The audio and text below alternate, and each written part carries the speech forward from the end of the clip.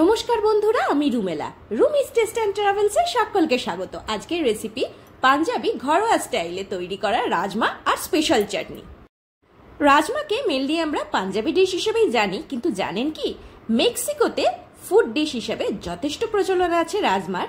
আর পর্তুগিজদের হাত ধরেই ইউরোপে ফার্স্ট এসেছে রাজমা, আর তারপরেই সেটা নর্থ ইন্ডিয়ান ডিশ হিসেবে ফেমাস হয়ে উঠেছে। যাই হোক, একেবারে সহজ পদ্ধতিতে আমরা আজকে শিখব রাজমা। তবে রাজমার কতগুলো ফুড ভ্যালু আছে, ভীষণভাবে হাড় মজবুত করে, ডাইজেশনের ক্ষেত্রেও স্কিন কেয়ারে যথেষ্ট ভূমিকা আছে। হাই প্রোটিন সমৃদ্ধ রাজমা। চলুন দেখে নেওয়া যাক পুরো রেসিপিটা। রাজমাটা আপনারা যে কোনো স্টেশনারি দোকানেই পেয়ে যাবেন। মোটামুটিভাবে 6 থেকে 7 ঘন্টা ভিজিয়ে রাখতে হয়, তারপরেই কুক করা যায়। আমি আগের দিন রাত্রিরে ভিজিয়ে রেখেছিলাম 6 থেকে 7 ঘন্টা, তারপর পরদিন নেক্সট মর্নিংয়ে প্রেশারে সিটি দিয়েছি সামান্য একটু নুন দিয়ে। আর প্রেশারে কতটা জল নেবেন, রাজমা যতটা দেবেন তার থেকে 1 ইঞ্চি মতন আঙুল ডোবে এই রকম একটা ব্যবধানে জল দিতে হবে। খুব বেশি টইটুম্বুর জল দিলে কিন্তু সেদ্ধ ঠিকঠাক হবে না। আর জল যখন দেবেন অবশ্যই মনে করে নুন দেবেন, নুন দিলে সিদ্ধটা খুব তাড়াতাড়ি হয়ে যায়। সেদ্ধ মোটামুটিভাবে 7টা থেকে 8টা সিটি দিলেই সেদ্ধ হয়ে যাবে।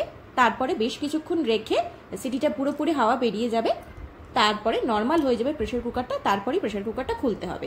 আর সাথে সাথে খুলে ফেললে যদি শক্ত থাকে তাহলে আবার করে কিন্তু সিটি দিতে হবে। মোটামুটিভাবে 6 থেকে 7টা সিটি দিলে রাজমাটা ভালো রকম সেদ্ধ হয়ে যাবে। জলের সঙ্গে অবশ্যই নুন দেবেন, আর 1 ইঞ্চি আঙুল ডোবার মতন জল দিতে হবে, তার বেশি কিন্তু নয়। দেখুন আঙুলটা আমি ডুবিয়ে যেভাবে দেখিয়ে দিচ্ছি ঠিক সেইভাবেই কিন্তু এইভাবে রাজমাটা প্রথমে সিদ্ধ করে নিতে হবে। এরপরে পরবর্তী স্টেপে আমরা চলে যাচ্ছি।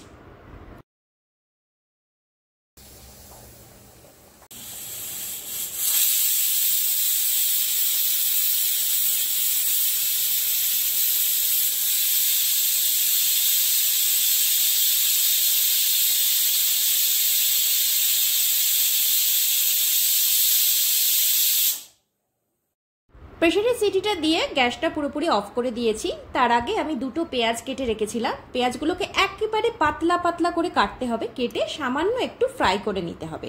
ফ্রাইটা এই কারণে, আমরা কিন্তু পেঁয়াজগুলোকে সামান্য একটু ফ্রাই করার পরে পেস্ট করব, এটা মাথায় রাখবেন।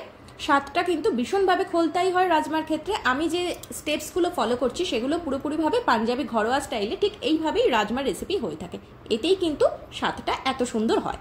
সামান্য একটু ফ্রাই করে নেবেন, খুব বেশি পোড়াবেন না, আঁচ একেবারে লো করবে রেখে পেঁয়াজগুলো কিন্তু খুব পাতলা পাতলা করে কেটে তারপরে ফ্রাই করতে হবে। মানে একটা কাঁচা থাকবে, একটা আধ সেদ্ধ হবে, এরকম কিন্তু হওয়া যাবে না, ভীষণভাবে ফাইন করে কাটতে হবে।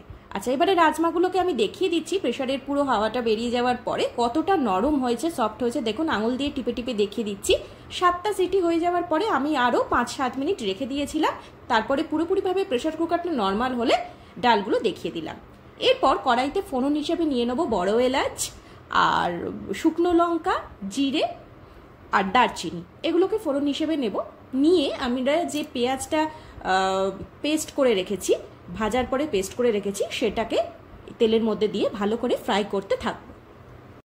আমি এখানে ফোড়নের জন্য সাদা তেল ব্যবহার করেছি, কিন্তু সরিষার তেল বা সর্ষের তেল ব্যবহার করলে কিন্তু স্বাদটা ফ্যান্টাস্টিক হয়। কিন্তু এতেও স্বাদের খুব একটা তারতম্য হয় না, কিন্তু আমি এখানে সাদা তেল ব্যবহার করেছি। তেলটা গরম হয়ে উঠলে, ফোড়নের সুন্দর গন্ধ উঠলে আমরা যে পেঁয়াজটাকে অল্প একটু ভেজে পেস্ট করে রেখেছিলাম মিক্সিতে, সেটা ভালো করে মিশিয়ে নেব। আর এর আগে কিন্তু আমরা আদা রসুনও পেস্ট করে রেখেছি, টমেটো পিউরি করে রেখেছি, সুতরাং সেগুলো এর সঙ্গে একে একে মিশিয়ে দেবো। পেঁয়াজটা হালকা ভাজার পরে আমি আদা রসুন পেস্ট দিয়ে দেবো। আর একটা বিষয় এক সময় মাথায় রাখবেন, রাজমার সময় পেঁয়াজ যতটা দেওয়া হবে টমেটো কিন্তু তার বেশি রেশিও থাকবে। যেমন আমি এখানে পেঁয়াজ 2টো দিয়েছি, টমেটো পিউরি যখন করা হবে টমেটো পিউরি 3টে টমেটোর দেওয়া হবে। সেই জন্য সবসময় মাথায় রাখবেন, রাজমা রেসিপি যখনই আপনারা করবেন পেঁয়াজ যতটা দেবেন তার তুলনায় টমেটো বেশি দেবেন। একটু টক ব্যাপারটা বেশি থাকবে, টক ঝাল ব্যাপারটা একটু বেশি থাকবে, সেই কারণে টমেটোর পরিমাণ সবসময় বেশি থাকবে। আর টমেটো পিউরি হিসেবে করার কারণ হচ্ছে টমেটো পিউরিটা খুব ভালোভাবে কারির মধ্যে মিশে যায়। আর টমেটো শুধু ছোট ছোট করে কেটে দিলে একটু মানে একটু কেন বেশ অনেকটাই সময় লাগে টমেটো সেদ্ধ হতে, মিশতেও কারির ক্ষেত্রে সময় লাগে। সেই কারণে টমেটোটাকে অলওয়েজ পিউরি করে নেবেন রাজমা রেসিপি করার সময়। আর পেঁয়াজটাকে কিন্তু ডিরেক্টলি পেস্ট করবেন না, সামান্য একটু ফ্রাই করে তারপর পেস্ট করবেন, দেখবেন স্বাদটা একেবারে ধাবা স্টাইল হয়ে যাবে। বা পাঞ্জাবি যারা স্টাইলে খেয়েছেন রাজমা এর আগে তার সাথে মিলিয়ে নেবেন, স্বাদটা একেবারে সেম হবে। বেশ অনেকটা ভাজা ভাজা করার পর আদা রসুন পেস্ট, পেঁয়াজ পেস্ট, তারপরে আমরা টমেটো পেস্ট দিয়ে দিয়েছি। টমেটো পেস্ট দেওয়ার পরে আপনারা জানেন নুন, হলুদ আর জিরে ধনে গুঁড়ো অতি অবশ্যই দিয়ে দিতে হবে, কারণ টমেটো দেওয়ার পরে কিন্তু প্রত্যেকটা রেসিপিতে কারির ক্ষেত্রে আমরা নুন দিয়ে দিই। স্বাদ মতো আমরা লবণ, জিরে ধনে গুঁড়ো আর হলুদ গুঁড়ো দিয়ে দেবো। আজকের এই রেসিপিটাতে পাঞ্জাবি স্টাইলে রাজমা ছাড়াও আমি একটা স্পেশাল চাটনির রেসিপি দেখাবো, যেটা ঘরোয়াভাবে পাঞ্জাবিরা করে থাকেন, ডিশ হিসেবে ব্যবহার করে থাকেন, আর স্বাদটা দারুণ হয়। বিশেষ করে এই রাজমার সঙ্গে ওই স্পেশাল চাটনিটা খেতে অসাধারণ লাগে, অতুলনীয় লাগে। সেই জন্য শুধু রাজমা চাউল নয়, চাউলের সাথে সাথে আমি স্পেশাল চাটনিটা করাও দেখাবো। নুন, হলুদ, জিরে ধনে গুঁড়ো ভালো করে মিশিয়ে দেওয়ার পরে কসৌরি মেথি পাতা আর ধনে পাতা গার্নিশ করার জন্য আমরা ব্যবহার করব।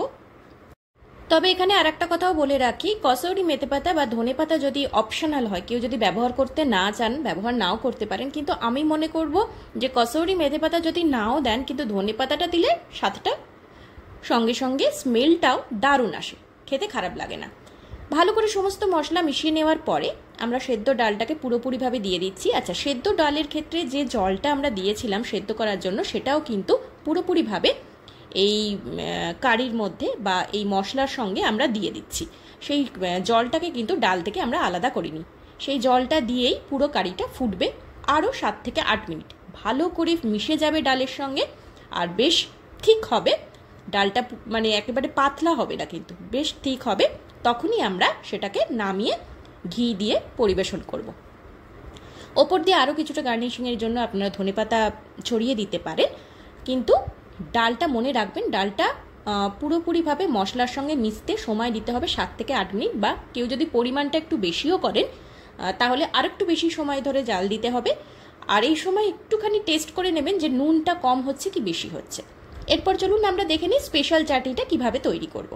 স্পেশাল চাটনিটা খুব ইজি, জাস্ট পেস্ট করে নিতে হবে ধনেপাতা, কাঁচা লঙ্কা, রসুন আর সামান্য একটু গুড়। গুড় যদি কেউ ব্যবহার না করেন তেঁতুলও দিতে পারেন, আর অবশ্যই দিতে হবে বিট লবণ আর সাধারণ লবণ, এই 2 ধরনের লবণই থাকবে।